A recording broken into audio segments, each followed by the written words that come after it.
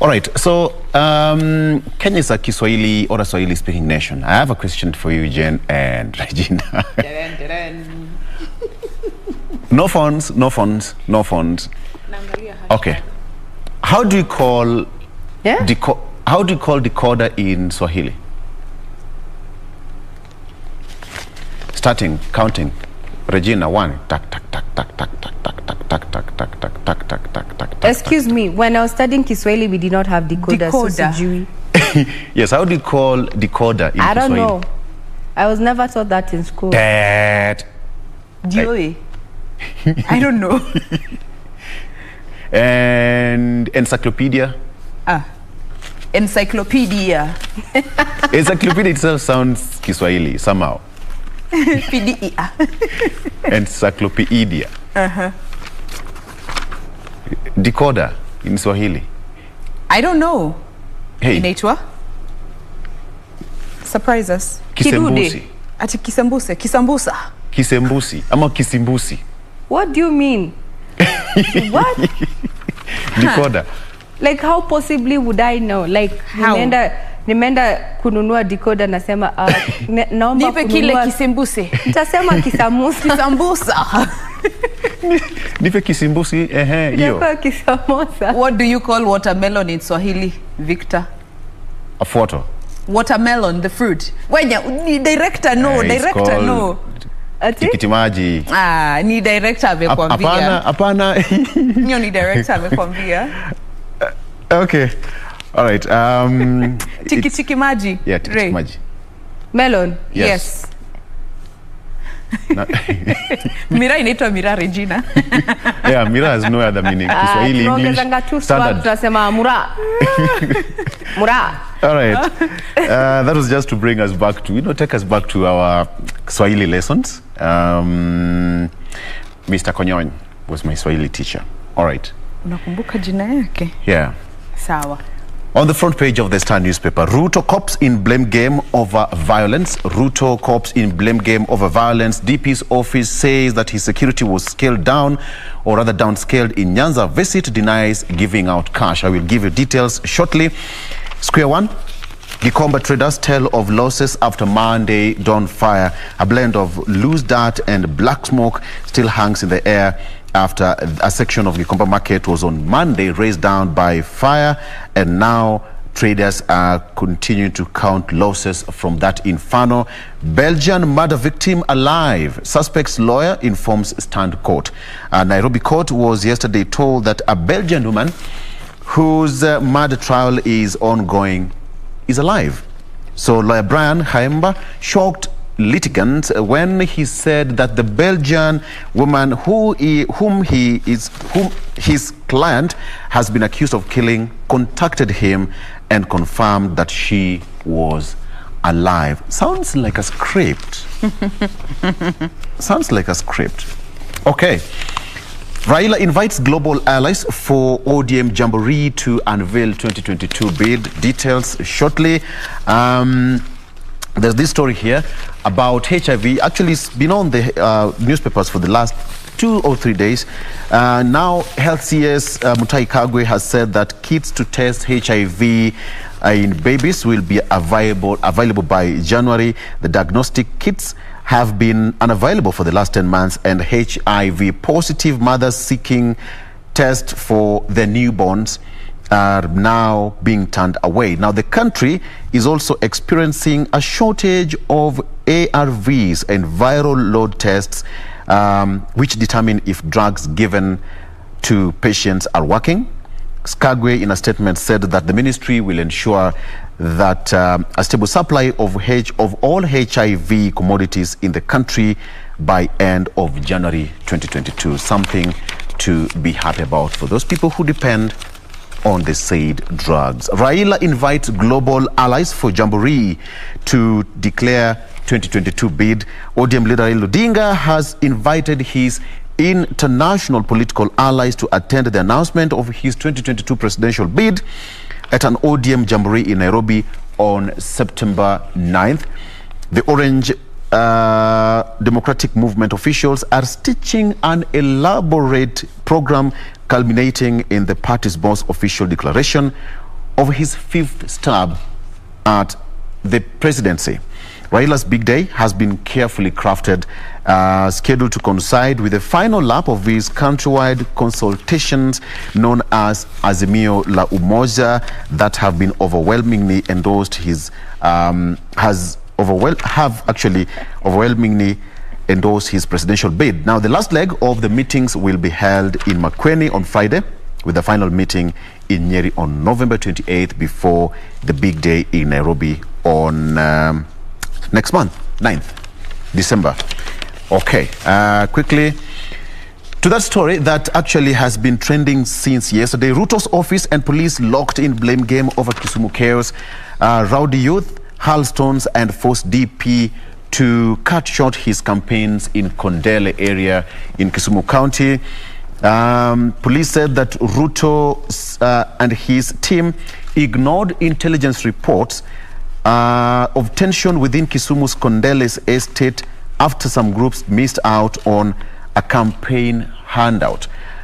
And I quote, "This intelligence was promptly shared by the police with the deputy president's team with recommendations to skip the affected area during the tour." That's according to police spokesman Bruno Shioso, who said in a statement.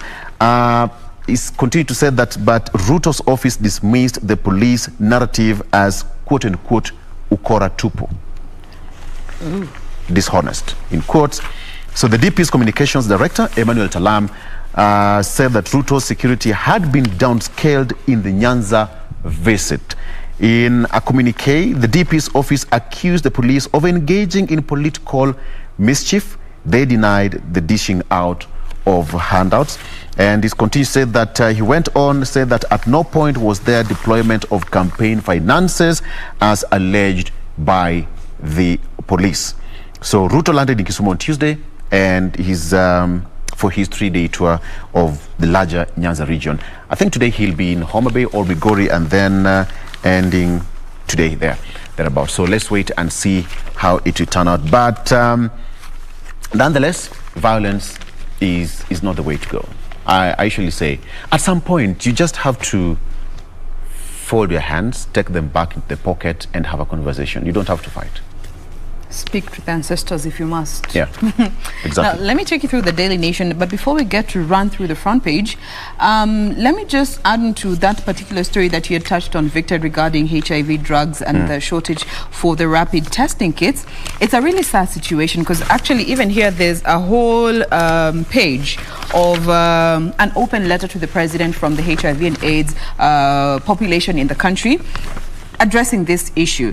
So here they go on to say that for about 8 months, HIV positive mothers have been unable to know the status of their newborns because of the unavailability of early infant diagnosis kits. And looking at the state of our country when it comes to HIV transmission, mother-to-child transmission accounts for the vast majority of infections of children up to the age of 14. That is roughly between 15 and 45% of all HIV and AIDS, HIV infections when it comes to the vertical transmission from the mother to the child. And in the same case, it has been hard for these women to know the status of their children, children who are born to mothers that are HIV positive, and most of them have been missing also the prophylaxis during antenatal care, further heightening the risk for their unborn babies, and especially now looking at the birth process, which is also another point in time where transmission happens. So also Kenyans who would want to know their status or move to a more superior antiretroviral drugs will have to wait a little longer, and this is of course going to spill over into the next year. So it is a big concern for the part of the population that have been affected. So we wait and see what more the Ministry of Health is going to say in regard to that. Now let's go through the front page of the Daily Nation. So many pictures have been featured here. The main read is in regards to the IEBC shocker when it comes to Uhuru, Ruto and Raila, and this more so touches on the nomination rules, because now as of yesterday night when IEBC chair was speaking, he did say that they, as a commission, they have rejected 89 political parties what were they called? there's some 89 political parties who have had to be sent back because they did not adhere to the nomination rules. Yes, that is what I was trying to. Kizungu ni ngumu, by the way. Ili kujana meli. But nonetheless, there's some 89 parties that have had to be sent back to the drawing board because they did not adhere to the rules that were laid down when it comes to the rules of nomination. And they now have 14 days to adhere to these rules, revise their nomination rules, and all these rules and procedures are pursuant to the Elections Act of 2011, and they need to resubmit them in the next 14 days to come. Here there's a story concerning Safaricom. They have year yield with a 12.1% net profit jump in the first half that ended in September. What else? Again, that story concerning what happened in Kisumu has also been featured here. Shame as Ruto is attacked in Kisumu. And then there's an interesting piece here. Is your beef too tough? Well, if it is, you're eating muscle and not meat. Boy. Regina, do you know you unaweza chemusha hiyo kitu by for like around 2 hours? Na haitakuwa soft. I will tell you why. Muscle. Regina. Okay. Unakula nyama unatoka hapo uko na jaw zako zimeflex. Jaws on fleek. My brothers and cousins who chew. And we've all experienced that at some point. Yeah. Yes, they have that defined jawline, you know. Chiseled. Now we know why. Unakata ma haters nayo. So that's why when you go to a butcher, unapata that guy sharpens that kisu kwanza because they know. Unashindwa kwa nini anashindanga hivyo. What's the problem? Kumbe they are getting ready for a muscle test. Bas. Okay. Details in a bit. Regina. Copy of the Standard, similar story, talking about matters of politics, what happened to the Deputy President's convoy in Kondele, Kisumu, and also Raila calling for political tolerance. You know, so much has made headlines in regard to the Deputy President's visit to Kisumu, especially Kondele. Whenever we talk about politics of any nature, Kondele, Kisumu, that is where it all goes down. And I remember someone making a joke when we had gone for some games down in Kisumu County. And there was a lot of tension before the handshake. And they were tempting and saying, you know what, kama wewe ni shujaa na unajiamini, alight the car, then go say, Uhuru Ruto, tano tena. Trust me, no one got off the car, no one said that slogan then. But after the handshake, it has been relatively calm. And I like what the ODM leader actually went on to say after what was witnessed down in Kisumu Kondele. He called for political tolerance. And I think each and every Kenyan needs to remember that the country is far more important than individual interests as we head to the general elections. Remember, the person you live next door to, if a fire is engulfing your home or people are attacking your homestead, you will get help from your immediate neighbor. So politics should not make us turn against our neighbors who have been with us for years. And this is just a phase that comes after every 5-10 years, so to speak, in our election cycle, rather political cycle. Moving away from that, we have been, this particular paper has been highlighting what is happening in our tertiary institutions. And the special report this morning highlights state to blame for university salary crisis there. There was a report that I also highlighted for you yesterday that indicated that actually from WASU, saying that the VCs make deals that in turn affect the CBAs that the teaching staff, or rather lecturers, get into, so to speak, with the administration. So there's a special report in that. Then sports also. Kenya, an athletic powerhouse without facilities. We have seen that demonstrated over, you know, the current state of our stadiums that we have. Some have been written off, others have undergone rehabilitation and such, are in different stages of either construction or remodeling, so to speak. We're going to be giving details as we pursue in the headlines. Now, the main read this morning has to do with us as Kenyans, how we trade. Are we living on debt? And this is revealed. It was revealed in Safaricom's half-year results that were made public yesterday, and they have gone further to also put their audited reports available on various dailies this morning. And the front page is a country living on Fuliza and gambling. Basically, we're living on debt.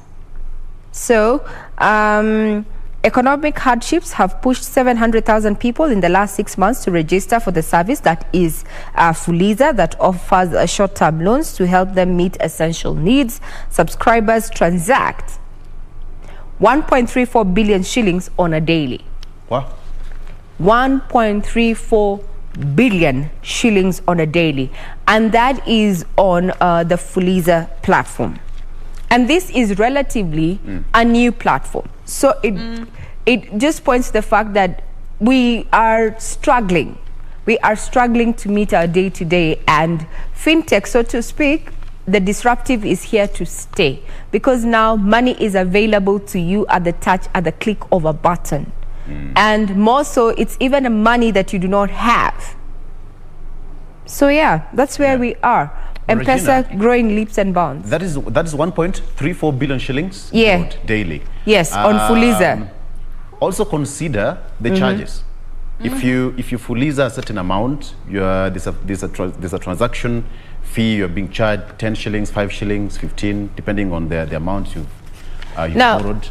So fintech to the lenders, that's it's money to their account, right? True. Yeah. But at the end of the day, I'd want to pose a question to you today, Victor. And now we're talking about fintech and it being a disruptive, and it is here to stay. That being the question, if you had an emergency today, you had a dire emergency, and let's say you needed 30,000, and all your friends watakwambia, oh ni mid-month, oh mwezi kokona, oh ungenipigia mapema ningekutumia, all those manner of excuses. You need 30,000. It's a matter of life and death. And I'm using 30,000 it can be any amount of money. Yeah. And here there's an app that just requires you to register, and the money will be available to you in under 2-3 minutes. You'll get the money. So what it has done for you, would you prefer that you wait, that issue that you have continues morphing to something bigger, or would you opt to get this money that would be available at the touch of a button? Just answer yes, no. Wow, remember, it is that is where a closed-ended question. Yes, and this is why fintech is here as a disruptive to stay, because what the gap that fintech has done, or mobile money, so to speak, has done, is that it has capitalized on convenience. Because we're talking about convenience. It's actually about convenience. And when you ask the digital lenders who have been accused of charging, exorbitant interest, they tell you, we are the ones who come through for you. So there's a lot of risk that they incur in lending you money. Remember, there's no collateral, right? There's no assurance that you're going to pay that money. And when this conversation came around, now delisting in CRBs, they are not going to be calling persons who are on your phone book and such. They are playing a game of gamble. But the question that you and I, Victor, need to be asking, in as much as we are complaining that we are paying these astronomical amounts in interest, why do we still go back there, that direction? Why do we still borrow on these apps? Situations can push you. Yes, situations. It's obvious. Other than situations, and if there are situations, and we're in this life, situations will always occur. What are we doing as you and I to ensure that the little you have, you can actually invest? Because I am not a proponent of saving. Saving is for a rainy day, but kindly save in a manner that earns you something. You can save a little bit. I am not against saving, but are you saving to invest? What are you saving for? Is it giving you returns? I think we need to change the whole perspective when it comes to the money that we get. And we also stop relying on, especially people who are in formal employment. Ni end month. Nengojea pesa. Think outside the box. That little that you get, What can you do with it? Can you do something? Just do something to complement what you earn. Then just maybe we can be a better economy that doesn't deal on debt. But it's difficult but if you out look here. if you look at the bigger picture, Regina, 1.3 billion shillings on a daily basis. Yes. There are people who actually live on hand to mouth. All right. And when you have, because people have different limits. People have 10,000, 4,000, 5, depending on your financial behavior as well. So for convenience purposes, even those people who are on salary, at some point you get pushed until towards the end of the month, it's not working. So, and you have it on phone. You say, let me just do something about this to push you to the next stage. You know, it's like running on a donut. Go to the next petrol station, fix your tire, and move. But again, just speaking to what Ray was saying, the fintech family came to fill that gap of convenience that anyone would prefer, because sometimes problems will not allow you the luxury of time. Doesn't knock. Some situations are time sensitive, and as far as anything goes, maybe your traditional source of income is not within the time frame that you need to address that particular concern at that particular point, and consequently turning to fintech. And that's when, you know, that's where many people actually much later is when they come to realize these are terms and conditions that I accepted. What really did I say yes to? What did I consent to? And therein comes the problem. The fine print messes a lot of people up. Let me ask you, let's do a very short kind of exercise. You all load airtime, right, on your various cell phones, right? Be it Safaricom, Telcom, Airtel, be as it may, you all do, right? And I'm talking about the one that you actually scratch to reveal. I'm talking about that, not online. Hey, that's been a minute. No, I'm just taking you back, way back. Hey. Have you ever taken time to read the back of that particular airtime, that piece of paper? Do you? There are terms and conditions there. We do not read the fine print. That is the truth of the matter. And if you've ever done anything online, shopping online, maybe buying an app or, you know, a software, so to speak, there's always that terms and conditions apply. I agree. And we all what we always do is tick the box, get the service, then later you get some information on email saying that, oh, your credit card has been, you know, XYZ. Simply because you did not read the fine print. Let us learn to read the fine print. As they say, the devil is in the details. We take a breather. We'll be right back.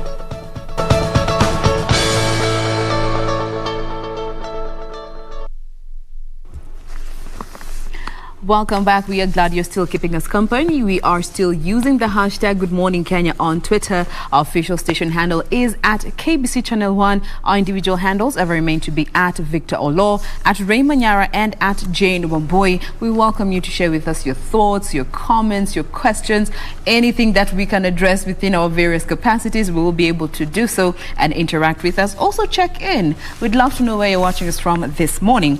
Now let's go back to the Daily Nation, and let's talk a bit about the beef that we eat. Again, earlier on, you know, we had mentioned, you know, at some point, kuna nyama umekula ukasikia ni kama you're chewing into concrete. Yes? Yes. And why is that? So, there's a science to it. All right?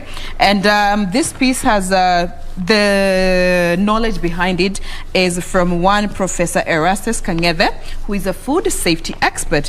He says that for most people, we prefer fresh meat. straight from the slaughterhouse, inakuja kwa butchery bado inamwaga kadamu, unasema nataka hiyo fresh. That is what I want. But as per what he had to say, that that's why we get really tough meat, because you take it when it's still dripping blood, it's still very fresh, and that's the first mistake that we do as a people, because it takes, and I'm just reading verbatim what has been written here, it takes 12 to 24 hours for the animal carcass to change from muscles to meat. So when you eat it under 12 hours since its slaughter, it is still muscle and consequently very tough. Yes? So in order for it to change from muscle to meat, it needs to stay at least 12 to 24 hours. And also the pH levels also need to drop from 6.8 to 5.4, which also does not facilitate or rather makes the environment not conducive for bacteria, consequently making it soft. And also by there not being any bacterial growth, it also proceeds to reduce cases of food poisoning. Another thing that you need to look out for is the color of the meat. When it changes from cherry red to a bright red, it indicates that there's the lessening of the myoglobin pigment in the meat, which also indicates that there's less oxygen in the meat. Consequently, bacteria cannot thrive. So if the meat that you're purchasing is dark red, it is going to be hard. Okay? So, Regina. Yeah. Unasikia kama maneno? Ile unaendanga kwa unasema nataka hii na mwaga damu. You're fresh. You're fresh. Side, apparently that's why it's usually tough, because it hasn't been given time to soften up. And also you see also the process of slaughtering some animals. If it's traumatic, that nyama will be tough. Yeah. Even for chicken. Masikia venye Jane ameongea Victor, that nyama will be tough. Now we know. Ray, back to the meat. But it's true. I'm just I just noticed that. Yeah, that nyama will be tough. Now you're making me conscious. Back to the meat. Yes, that nyama. So, next time you're going to purchase nyama kwa butchery ama kichinjio, if whichever place you go to, tafuta muulize hii imekaa hours ngapi nje. They won't even tell you. But still, ini fresh kwanza imeingia tu saa hii. I'm wondering, niko na swali from what this person is saying. Tumechinja mbuzi, kondoo, ng'ombe, and we consume almost immediately. Kwanza we start with the blood, we start with the blood, and what happens is actually even you consume the blood before even the animal is totally, when it's still warm. That's what my grandfather used to do. A bowl, damu inamwagika, inakuales, mnachota na kijiko kama dessert. Nenda kupika mutura. Before a mutura, I'm talking about when it's still dripping. Kwa sahani ama kikombe, nachota mkiteremsha. We're not vampires. We're just saying that is what we used to do when grandfather was actually slaughtering. But even after that happens, we already start consuming the meat. But look at the size of the animal. We're talking about a cow. It has more muscle than mbuzi or sheep. And ni ngumu sana upate nyama ya mbuzi yenye ni tough. But for beef, I get that. Yes. Kama ng'ombe the ni muscle mzee, is still. If the ng'ombe is mzee, nyama itakuwa ngumu. So I think, okay, an idea should be, if you're planning to cook your beef on Saturday, you can buy it today, go with it in the house, keep it somewhere safe, and let it drip, or the process that you've talked about, Jen. Yes. By yourself, instead of waiting. Even if when you go to the butchery, I think the color of the meat should be enough to advise most of us. If it's deep red in color, then that beef. That nyama. That nyama itakuwa ngumu. Jeez. The Kenyan way. Remember those That people nyama. we kwendad, we jabbed. No. Achana na Hiyo mimi. nyama ile No, no, no, no, no, no. Achana mimi. Apana, it's either we nilichemsha hiyo are nyama. speaking basic Swahili. I'm Yeah. okay with basic Swahili. Okay with basic English. Minofu. We Minofu. kwendad, No we pandad. Swanglish. You can say minofu if not nyama. Ati? Minofu. Minofu. Hey. Hey, please don't take us back to those Kiswahili lessons. Yeah. It's a struggle. Kisembusi. Kisembuse. Okay. Kisambusa. All right. So, okay, from beef to matters election, we continue, shall we? Yes. Perfect. Kenyans can now join or quit political parties on e-Citizen. There was an uproar sometimes back when people received different messages, you know, you belong to a political party and what have you. But the registrar of political parties, that is under it, to say that it was a pilot project then. So, you know, I also checked my registration, my party membership, and I belong to a different party. And the registrar said that there was no any cause for alarm then. But then now Kenyans can now check their party membership status, register as members, or quit political parties or outfits on e-Citizen. The Office of the Registrar of Political Parties, that is ORPP, says that on board, they brought that on board, the services on the e-platform. So the Registrar of Political Parties under it to say that she is obliged under Section 34D of the Political Parties Act 2011 to verify and make publicly available the list of all members of political parties. So membership of political parties and a host of other records are managed through an integrated political parties management system, or otherwise known as IPPMS. I think now this one clarifies what happened a couple of months ago on that. Okay. Quickly, lawyers, activists want IG removed over abductions. They held a demo yesterday against cases of disappearances to demand state action.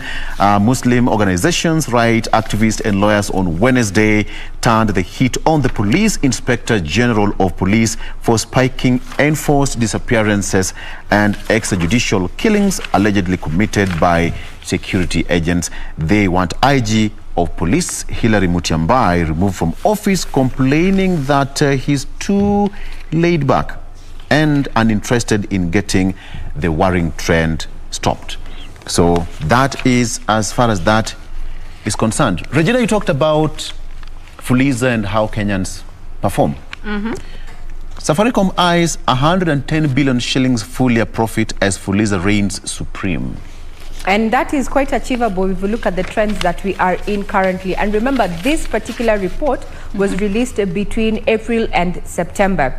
Quarter 4 is when we saw a turnaround in as far as the earnings that the telco made. Yes. So many changes came in quarter 4. And if this trend continues, we're looking at around, by the time we are hitting April next year, actually that 10B is quite achievable. Remember, under Fuliza, 1.34 billion shillings is transacted on a daily. 24-hour span. Yes, Yeah. on a daily, And now look at the charges that they charge and how much they're going to get. And also for them to have recorded the 12% rise in profits to 37.1 billion shillings, it was primarily driven by M-Pesa value, or rather M-Pesa volumes, in terms of what they got from the M-Pesa services. So this is actually very feasible. It's very feasible for them. And as you come to a close in the headlines, and we say Thursday is the new Friday, so to speak, matters of entertainment, there's this troubling social ill that we keep on talking about every time that people go for a turn-up or go out for entertainment. Stories I'm chilling. You know? And there's a woman here who has been charged with dragging a businessman. And she actually joined. She joined the table of Bernard Chirchir and dragged his food and stole from him 1.1 million. 1.1. Let's just round it out. 1.13 million shillings. because it's actually 1.1. It's 1,128,200. Yeah. From him. Ilikuwa dina change. Kona 200 bob. So mbili hapo. Kona so mbili. You see, and further on, she went on further to steal 30,000, one Equity Bank ATM card and a national card and some cash from this church. So she's been arraigned in court. The police report has presented the statement, given a detail of where they were. There were two women who joined this table. Then they went later. The gentleman picked a room with a friend. They wanted to continue having drinks. This happened in May this year. And they woke up to find that the lady was missing. Yeah. MIA. And he fell asleep. So the following day, when he had gone to block his Equity card, or rather his ATM card from the Equity, he found that a total of 869,800 had been moved through bank transfer, and 304,000 had been withdrawn from M-Pesa transactions. Yeah. Now, Victor, yes, this story is here about drugging and such, what we colloquially refer to as mchele. It's surprising that I've never heard women getting drugged in this matter. I'm not saying that we should. I'm just, it's I don't know, are the men more susceptible, you know, when they go out, that they lose their senses? And, you know, but women, very rare cases that you heard that... wow. So the director is here in my ear telling me women ndio wanabeba mchele. But I also have a question to my director and the men folk here. What makes you susceptible? You accept strangers to your table, you don't know them, and you leave them with your drinks and food. You do not know who they are. Earth is already hard. As unatoa nguvu wapi ya kuamini a stranger? A stranger. That's a story that you can have a debate about, by the way. Victor, yeah, would you let someone to actually, would you leave your drink with people? With people you do not know? You have just met, they have just joined you, and you're there, you leave your drink, you leave your food. Well, I think men trust too fast, if you ask me, and we just feel comfortable with people around us. We sit there, chat, niaje uko sawa? Okay, you game ilikuwaje? Okay, good. Oh, right one, good. That's it. But, you know, ladies, you are so cautious. It's called situational awareness, and I think that is just in your DNA. Before you trust someone, it takes you some nerves, days, and time, and you're very, very, very sharp. Very sharp. So, well, I've never been a victim. I really have no idea why that really happens. But when it happens, I think because of people who have some ulterior motive. Because I cannot go, for example, with Jain to enjoy a drink, or even you, Regina, to enjoy a drink, and then Jain decides to spike my drink. You know, you spike someone's drink because you have an intention. And that intention is the core reason. Simple. It's a core reason. Because at the end of the day, unasikia simu ilipotea, saa ilipotea, wallet gone, shoes gone, and gone without a trace. That's it. It's basically as simple as such. Regina, can you do that to me? No. You know, my point of concern in this whole story is these chicks, unaenda una withdraw money from somebody's account and their M-Pesa as well. You know, we live in a time where whatever you do on the digital space, there will always be a footprint. There will always be a footprint. Toa pesa kwa hii account, eka kwa hii account, my dear. Utapatikana. Utapatikana. Withdraw from M-Pesa, utapatikana. Yeah. There will always be a digital footprint. So you literally just give them a trail to find you. You know? And fall into trouble. Simple. I like what Victor has said, that women are more cautious, not that they do not have valuables with them. They actually, even themselves are valuable. And women have learned over the years. You know what we were told about natural selection, only the strong survive? So for women, things have been very difficult for them since the beginning. So we are taught to look at our surroundings. Don't talk to that person. A man would be always want something from you. This is something that is passed from a grandmother to mother to aunt, so to speak. We are wary. Actually, we are wary. They're always on the lookout. Yes. Yeah. You don't know who wants what, for what. You're always on the lookout. So it is very difficult to find a lady seated somewhere, even with friends, and even a man to join that table. You'll have to have guts. Some of them end up getting slapped, ignored, embarrassed, and such, because at the end of the day, something at the back of your mind, your subconscious as a woman, always reminds you that you need to be cautious. Actually, Regina, we once had a conversation here with one counseling psychologist, and she said women have a higher sense of self-preservation than men. That is why when it comes to fights, men are quick to attack. When it comes to stunts, more men are, they are bound to gravitate towards that than women. We have a natural higher sense of self-preservation than men. Women are not risk takers. We do not take risks. We only take calculated risks where 95% is on your win. Yeah. Regina and Jain, I know we're almost going on a break, right? Yes. But this is for national concern, and this affects everyone, if not everyone, but a bigger chunk of a majority and population of the country. Bring in your car before end of December, okay? Bring in your car before end of December. Reason why? Individuals and dealers importing 2014 registered cars have less than 2 months to ensure that their imports are cleared at Kenyan ports or locked out. The country's standards on motor vehicle age limit locks out units older than 8 years, and yesterday, the Kenya Bureau of Standards called for compliance through a public notice. So second-hand cars dominate the local market, accounting for 85% of Kenya's purchase, with an annual report of up to 90,000 units. So about 80% of these cars are from Japan.